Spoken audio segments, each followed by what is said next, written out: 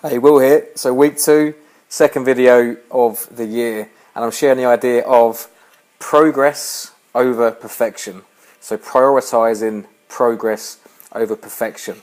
So I've been living in Germany since April last year. I'm learning the language. As you know, it's not the easiest language to learn. And when I first moved here, I was really giving myself a hard time. My standard was perfection, my standard was fluency.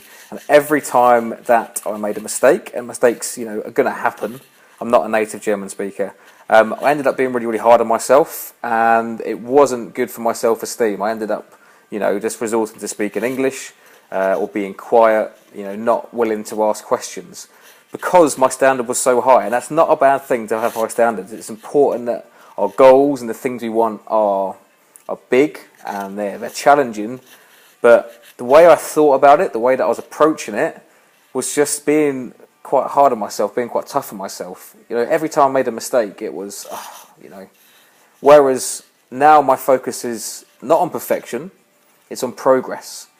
So by looking at it from that point of view, as long as today I'm better than yesterday, that's fine. As long as I'm taking, even if it's a tiny step, if I'm learning one new word, it doesn't matter, but I'm focusing on progress.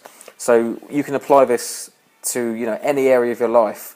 And like I said, perfectionism isn't a bad thing, really. In theory, it's fine to have high hopes and to have big dreams and big goals.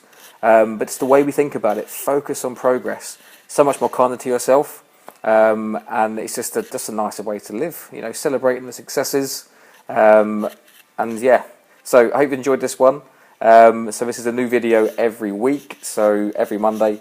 If you've liked this, feel free to comment or share, and yeah, speak to you soon. Have a great week.